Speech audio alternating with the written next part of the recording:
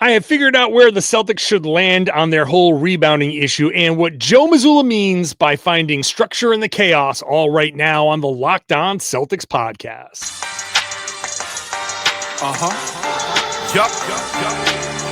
Beantown, be ever ready. It's the C's. Who else could it be? What they gon' say now? Screaming like JT, Karalis. Recap the madness every game, every practice. Prime time, Depp and D White on the sideline. Rain and Jace, how it started, raising business, how we finished. Locked on Celtics pod, home of the winners. Hey there, welcome back to the Locked On Celtics podcast right here on the Locked On Podcast Network, where it is your team every day. Your team is the Boston Celtics. I talk about them every Monday through Friday. The show is free. It's available everywhere. You get bonus podcasts when they play on a Friday or a Saturday night. So make sure you're subscribed. You can watch the show on YouTube. Get into the comments section there. Share your thoughts with your fellow everydayers, people who are here with me every Monday through Friday. You regular listeners, you know I love you. I'm John Karalis, beat writer for Boston Sports Journal. I've written a couple of books about the team. I've been covering the Celtics for about 20 years. Today's show is brought to you by FanDuel. New customers, you can bet $5. If your bet wins, you'll get $300 in bonus bets to use across the app. Head to FanDuel.com right now to get started. Celtics practiced on Monday. We got a lot from Joe Mazzulla, who spent Sunday night very agitated, we'll say. Very loquacious, we'll say, in the Monday thing. So we're going to hear a couple of quotes from Joe Mazzulla. In the third segment, we'll talk about structure and the chaos. We'll talk about the rebounding. We'll go back and figure out some of these Cavs, what to make of that game against the Cavs. We're going to do it with our buddy, Tom Westerholm. Tom, how are you? I'm good, man. How are you? I am great. I'm great, which means I win. Just one up and oh my gosh. I win. I win that interaction. Boom. Okay. So, that's a very Joe Mazzulla way to start. I was going to say, I was trying to give up with the Mazzulla way of responding. That's a very Joe Mazzulla way. So I've been around him for a lot in the past 12 hours, so it's just like yeah. This is going to be an unpleasant pod. I am not excited for this. Tom, we have talked about this for 3 years straight.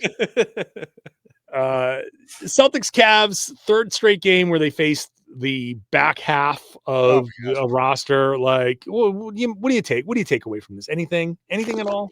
I mean, I wrote about this yesterday. I feel like, great that they're beating the teams they should beat by the amount they should beat them by. But like, man alive, like I would love to see what Anthony Simons is going to look like on this team, right? Because it's like I don't expect him to be a great defensive player. I don't really expect him to be a good defensive player, but if he's I definitely don't expect him to be a good defensive player. But it would be nice to know if he's going to be passable in this system with the guys around him. Like it would be nice to know if the Celtics are going to be able to hide him, and we just have no idea. We have no idea what. So, I'm tired of watching teams like JV squads go out there and the Celtics try to like figure out if their varsity team is going to look good against the other team's varsity team that isn't present.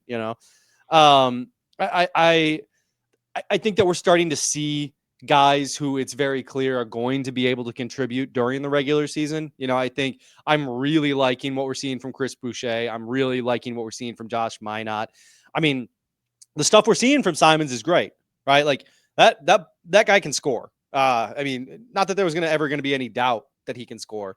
But it's it's nice. It's always fun to watch a guy who, multiple times a game throws up a shot and it hits the back of the rim just enough to barely disturb the net going through. Like that's just so aesthetically pleasing to watch. Especially for your boy who that's one of the greatest feelings in the world is watching your shot do that. So yeah, I think the Celtics can feel fine about there's clearly holes in this roster. There's clearly problems, and those problems showed up again against the Cavs, which we're going to get into. But I think that on the whole, there's good players on this team. There's weird places of depth. It's like a lake where there's like holes that just kind of drop off all of a sudden. Where there's there's several good scoring guards on this team. No rebounding, but the guards are going to be able to just score the absolute heck out of the ball. So very odd roster, man. It is, yeah. It's a weird one. There's the two things. It's look, I can't get behind they've won their point differential. All that's like I can't. Who cares? Who cares what Jaylen Brown, all those guys. Like I asked Jaylen about like playing against JV teams, and does this get you? What does this tell you? And he made a good point. Like defensively, like for the Celtics offense, it is actually pretty kind of helpful because these are a bunch of tryhards and all fighting. And so the Celtics are facing a ton more full court, 3/4 court, half court, high pickup point, very intense defense that they have to execute against. Now, they are getting shoved to the half court line. Yeah. So much. It's honestly bizarre. So there is some, like when you say, hey, they put up 138 points, you're like, I want to be dismissive of it. They got hot. Look, the defenders aren't great, but they are trying hard. So there is some kind of duress, but defensively, the Celtics, who cares? Like you're defending all these, you're starting Dean Wade. You're like, I don't know. You haven't seen what this team is going to be, but the two main areas of concern is you still can't rebound. Obviously, that's a whole big thing. They still can't rebound against these guys, and they're committing a ton of turnovers. Celtics had 22 turnovers against the Cavs, and they had 29 against Toronto. 20 of those came in the second half, so it's like big number. They had 29 turnovers against the Raptors. 48 of those came in the fourth quarter, if you can believe it. I mean, it was a little nuts, but Jaylen did admit, it's like, hey, these guys, they are turning us over. And that is a little bit of a problem. So the Celtics, despite not facing the best opponents, I do find it just a tiny bit concerning that they're turning the ball over as much as they are. And it's definitely concerning that their defensive rebounding is as bad as it is. It's bad. And I mean, like, it's so noticeably bad that, like, it's funny, right? Because it's like, are we going to spend the whole season talking about this? Like, are we going to spend? And we're going to spend the whole. Here's the thing: we're going to spend the whole season seeing it. Are we going to spend the whole season talking about it? Are we going to spend the whole season talking about the ways that they try to make up for it? Like, is this going to derail their whole? I don't know. It's such a problem, and it's going to be a problem all year, which is weird. This is a great transition here for us because number one, the answer to that is no, not necessarily. It's a big issue. It was a big issue after this game because once again, it's three straight games against three JV teams, and their cumulative defensive rebounding percentage is currently 64.3, which is god awful. Oh, that's so bad. That would have been worse than the league by like 4 or 5%. Yeah. And there are teams that are much, much worse. The Miami Heat, the Golden State Warriors are at 63.5%. This is funny though. There are 34 teams listed in the stats because the Southeast Melbourne Phoenix are at 63.2%, ahead of the Utah Jazz, who are at 62.5%. So if you think things are bad here, at least you're not the Utah Jazz. So you're not the South Melbourne, right? Whatever's. But Melbourne United is at 67.9, so they're better. They're 14th in the preseason. So what do they got? Can the Celtics go get a couple of those guys? I don't know. Go pick up some Melbourne United guys. I have no idea who's on that team. Joe's been saying he's looking for 5 guys who will rebound. Maybe that person is in Melbourne. Maybe, could be. So look, you gotta find them. You gotta find them. Just find the 5 guys. Doesn't matter who it is. Boom. Find 5 guys. Okay, so that's the answer. Joe Mazzulla post game and me looking for a good hamburger. That's good. I like that one. Thank you. So it's been so bad, and Joe spent the entire first half of that game. As soon as somebody screwed up, it's like boom, get him, boom, get him, boom, get him. And so he's trying to send a message, but like because he's doing that, we're like, damn, we're all watching. And we're like, now we have to ask because, it might not have been, it might've been a story. It might've been a question after the game. Cause it's still trouble rebounding, but because Joe was like rapid firing, like it's a dizzying kind of parade up and down. Now we have to ask because it's so obvious that he's pissed off about it. So at some point that's going to dissipate. When will that dissipate? That's the next segment where I'm going to play this quote from Joe. And I think we find where we settle to answer the other part of your question on the defensive rebounding. So we're going to do that when we come back.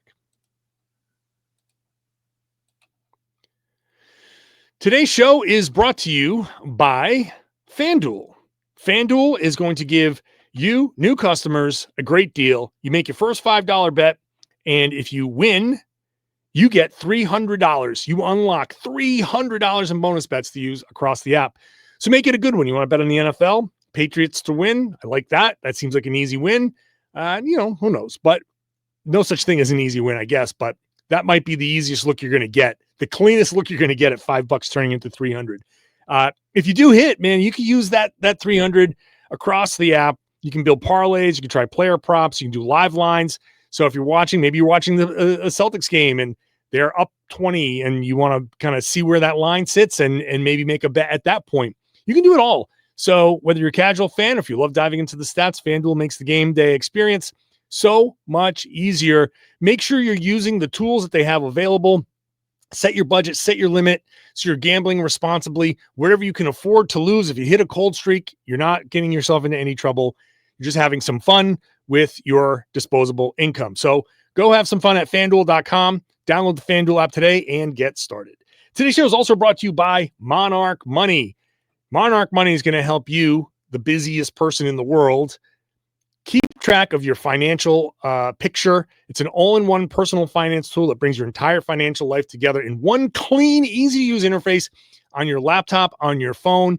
So if you just need a little help keeping track of where your money is, what your investments are looking like, your 401k, a property if you own one, whatever investments you might have, a lot of people can't really express what their full financial picture is. If you're like me, especially, I'm in my 50s, this is the time where I really got to buckle down so I can get ready for retirement, hopefully in less than 20 years. So get that Monarch Money app. You can spend a couple of minutes just putting all your accounts together. It categorizes everything. It gives you a real fresh look. You don't have to touch a spreadsheet. So go check it out. Use the code LOCKEDONNBA at monarchmoney.com. You get half off your first year with the code LOCKEDONNBA. 50% off your first year at monarchmoney.com with the code LOCKEDONNBA. Thank you for making the Locked On Celtics your first listen every day. Go check out Locked On Fantasy Basketball. Josh Lloyd hosts the #1 fantasy basketball podcast around on the planet, in the universe, in the multiverse. He's giving you daily tips to help you win your league, makes you a smarter NBA fan on top of it. Check out Locked On Fantasy Basketball wherever you found this podcast. Watch it on YouTube. All right, Tom. So the defensive rebounding, let's be honest here. Look at this roster and tell me, are they ever going to be a good defensive rebounding team? No.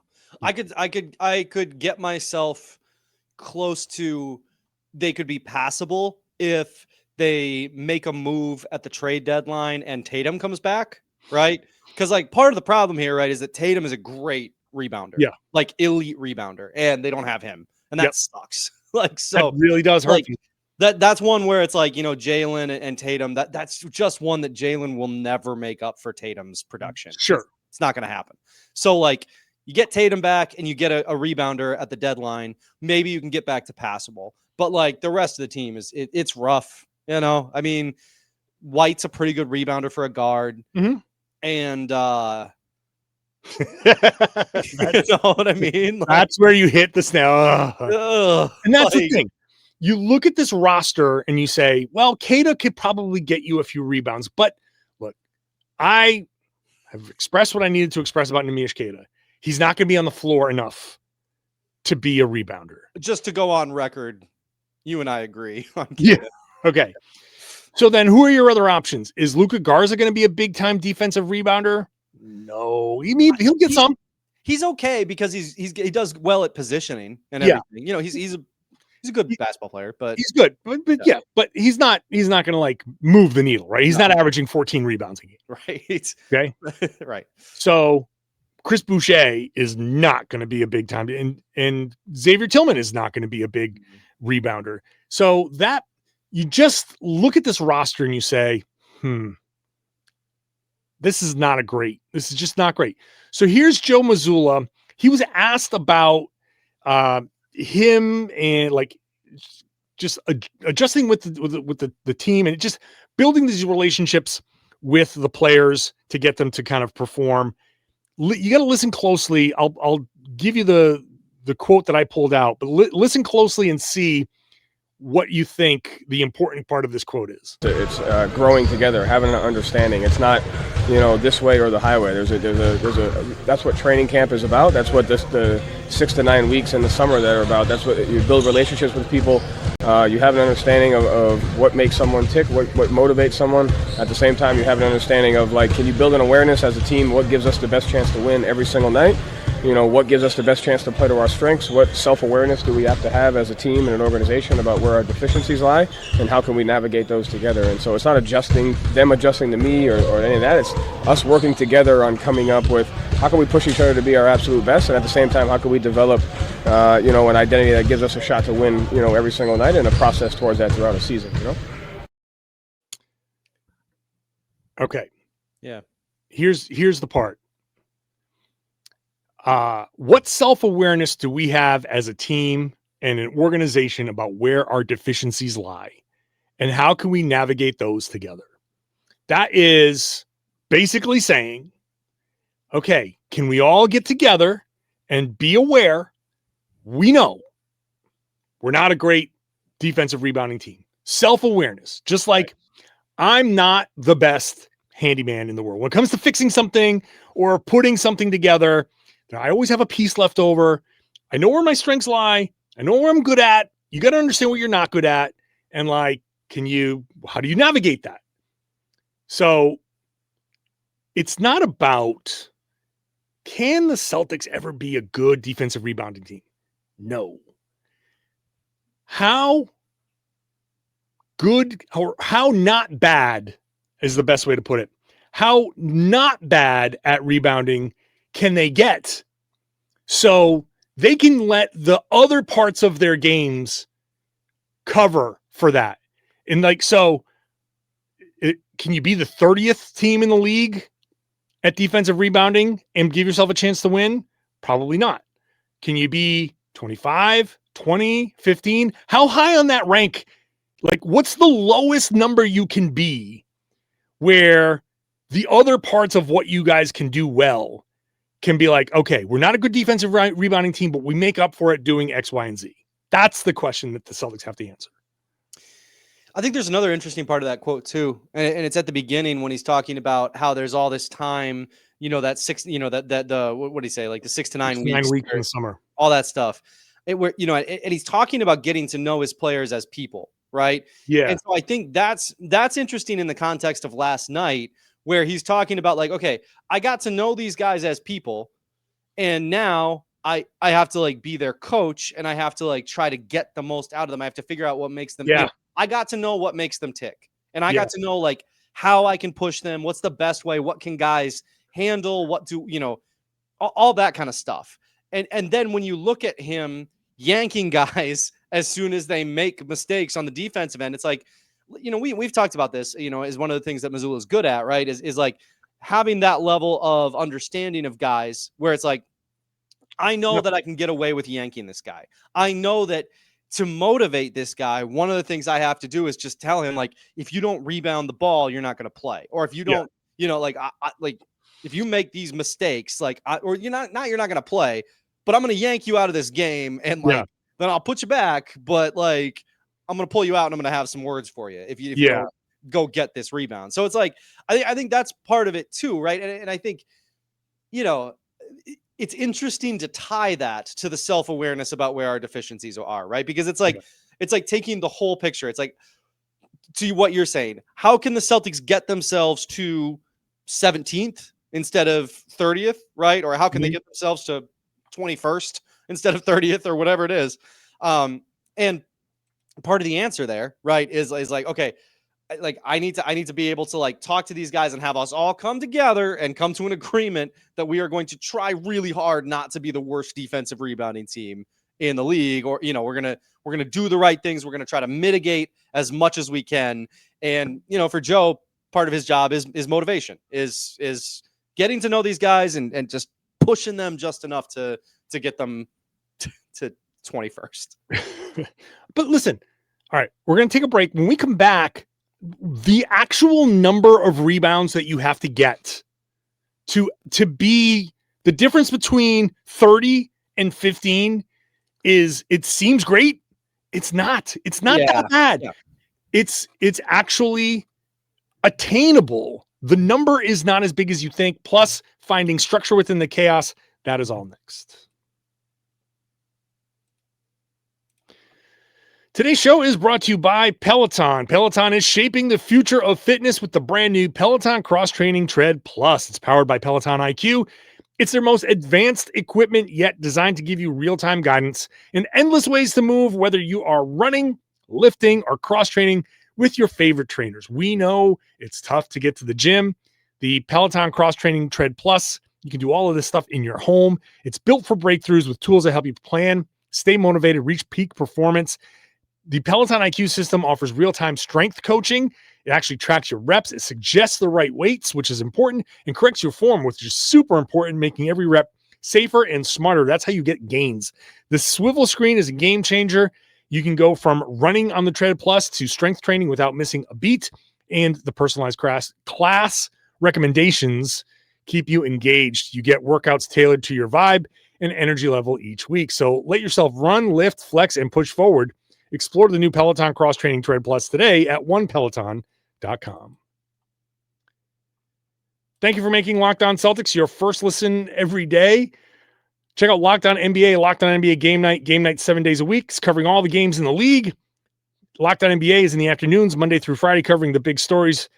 You got to check that out wherever you found this podcast. I'm keeping myself from laughing because I miss, you read something fast and you're like, I said class recommendations, but I said crass first recommendations. And I'm just laughing at the potential crass recommendations that a fitness machine would be giving you. It's just like, okay, we're just going to stick to the class recommendations. Yes. And just that's much better than the words that came out of my mouth. Okay. So I'm looking at last year's stats, the defensive rebounding percentage at the bottom. The Philadelphia 76ers, 67.8. As we've established, the Celtics are well below that in the preseason. In the middle, at 15, 70.9, the Phoenix Suns. That is 3% of the misses that you could. What's 3%? How many misses are there per game? Like, if you shoot 90 shots, all right, and you shoot 45%, you are missing somewhere, 40 shots, something like that. So I'm not going to do the percentages in my head, but somewhere in that range. It's not. Well, make it easier, right? Say you make 100 shots. Okay, you had a really good game. You shot 50%, right? Okay. So then if 3%, right, is a shot and a half. Okay. Yeah. So that's it. So a couple more rebounds, 3 more rebounds. That's it. So the Celtics and how bad they've been. So you got to add but we're literally talking about 3, 4, 5 more rebounds. 5 more rebounds, defensive rebounds per game, and you're great. Not great, but good. You're 5 more and you're good. Yeah, you're good. Right. That's it. That's a good rebound. Stop. Yeah. As I knocked my microphone. But Joe talks about this stuff all the time. The margins are so small. We talk about things in such grand terms. Like, oh my God, they're 30th in the league. They got to get up to 15th. How are they going to do that? How do you climb 15 spots? You box out 4 more times and you go get 4 more rebounds. And all of a sudden you're up there somewhere, depending. And now, of course, it depends on the rest of the team, the rest of the league and all that stuff. But 4 more rebounds, and you're kind of there. You're kind of there because that's 4 baskets that they're probably not getting second chance points. That's 4 opportunities to get on and run. You score on a couple of those, you get a couple of free throws. That's you're talking about 8 points that you're preventing on one end, maybe 6 points that you're scoring on the other end. Now you're at a 14-point swing in a game. That is so critically important, and it's just 4 rebounds. And even if you like 14 points or however many, that's a lot, right? That's a big number.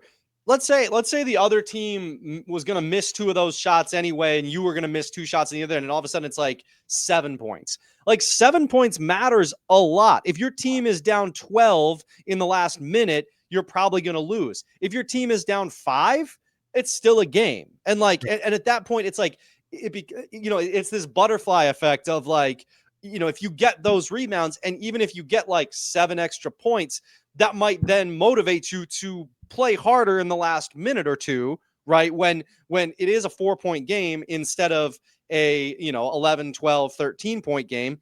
And that's I think you're exactly right. And Joe's exactly right about that one, right? Like the margins it's the NBA. The margins are so small. Everything is so, the NBA is so optimized. Everything even on the court, everything is so precise and right, pinpoint that small things make a big difference. So, yeah. And this is why we're talking about how bad can you be, while letting your other strengths carry you. Look at the offensive rebounding percentage against Toronto, 47.8, against Cleveland, 39.5, against Memphis, 31.7.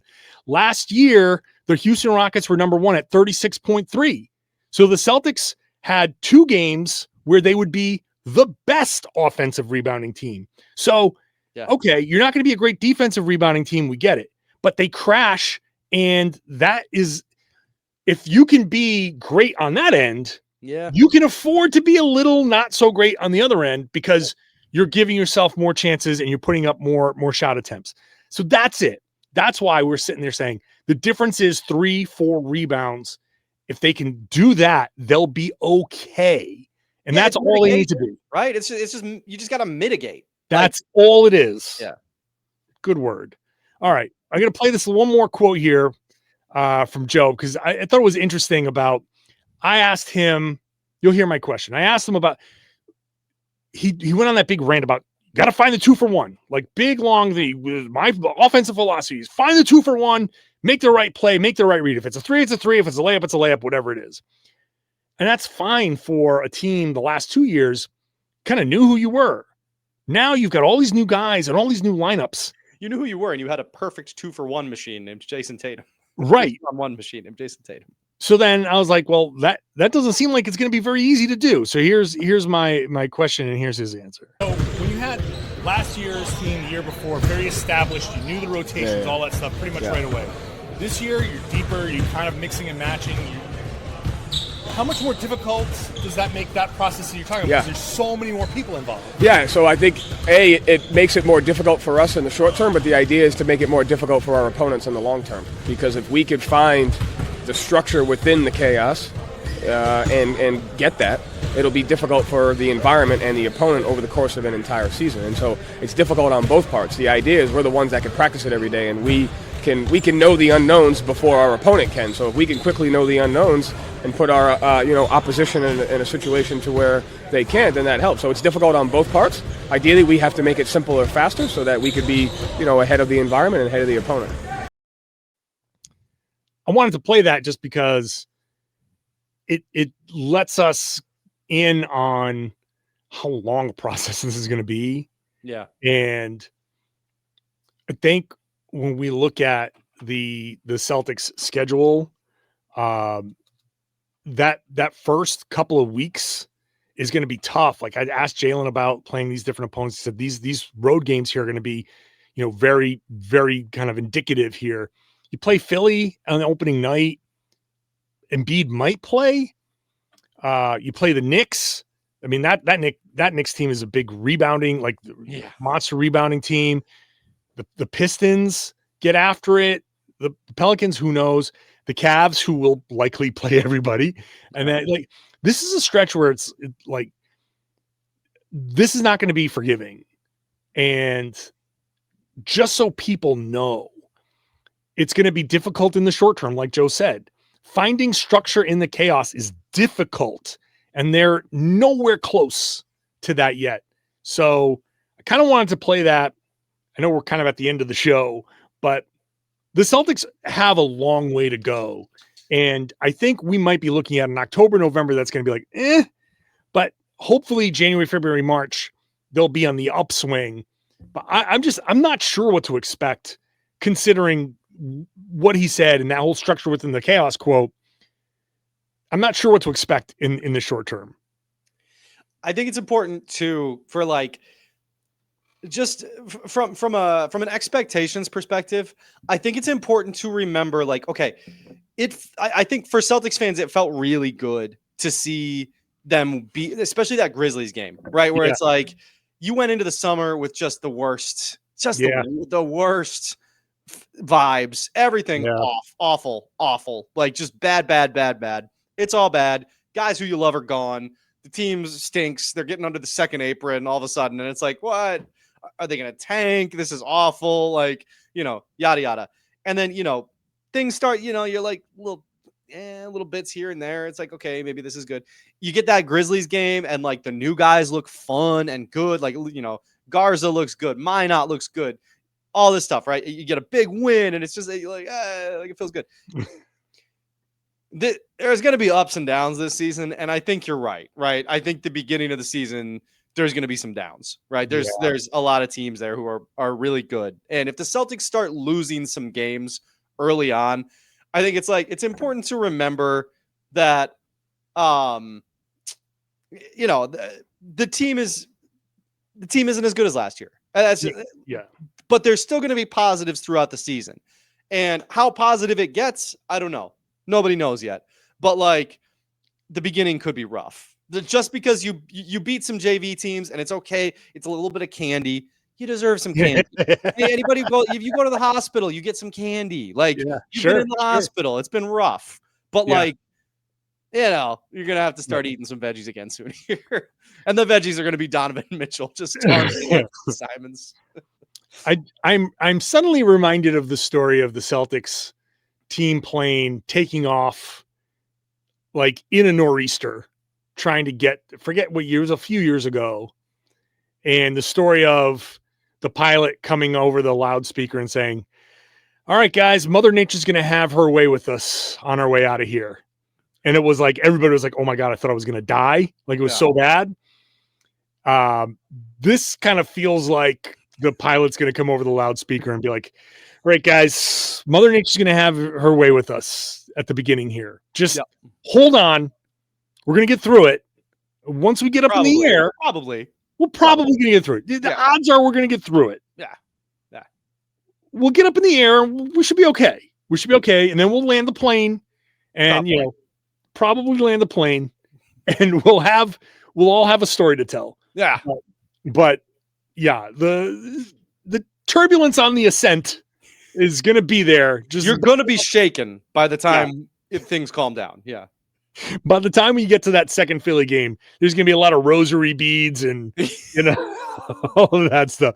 Yeah. It's not going to be great, but, we're going to kind of, there's going to be vomit bags in places. Things are going to, your luggage is not going to be where it started. But just know that once you get up in the air, there's Utah and Washington. Yeah. And, it's like, it'll be okay. It'll be okay. So we'll see. Probably. I believe in setting expectations. Yeah. I don't know what this team is going to be at the end. We could be looking at a team that looks pretty good. Yeah. On the All-Star break. I'm certainly not I think there's talent here. They don't know how to use it yet. They don't know which pieces fit together. And it really is kind of like Rubik's Cube. You're like, okay, this turn, no, this turn. You feel good about their ability to get there. It's just right now they're still like, I don't even think they got like one side filled yet. So and I know we're super late on time, but it's also that's part of the reason why it's interesting that Mazzulla keeps yanking guys out, because it's like, okay, that's partly to like get on them about rebounding, but it's also partly like, yeah, I don't know, try something else. You got so many new pieces. Yeah, twist it. Keep twisting. Go. I don't Keep know. going. Give it a shot. Whatever. Yeah. I think setting expectations is important. This could be a really fun year. Just kind of keep hoping for a fun year, because it totally could happen. Just give it some time and keep I don't know, keep your hopes up. It's okay. Don't if the beginning of the season, it may not, but if the beginning of the season is tough, just power through. And it might never get better, but like, I don't know, be a miserable person. It'll be all right. All right, Tom. I'm always glad to be here, man. Appreciate you. Appreciate you, Tom Westerholm. Always a beacon of positivity, Mr. Tom Westerholm. Thank you. I appreciate all of the listeners, everybody watching, everybody listening, everybody becoming an everydayer. If you're new, hope you enjoyed the show. Hopefully you're going to subscribe. Join me on this journey every Monday through Friday. Bonus podcasts when they play on the weekends. Get into the comments section on the YouTube page. Share your thoughts. And then I would love it if you shared the whole podcast. Tell everybody they should be listening to and watching the Locked On Celtics podcast here on the Locked On Podcast Network. It's your team every day.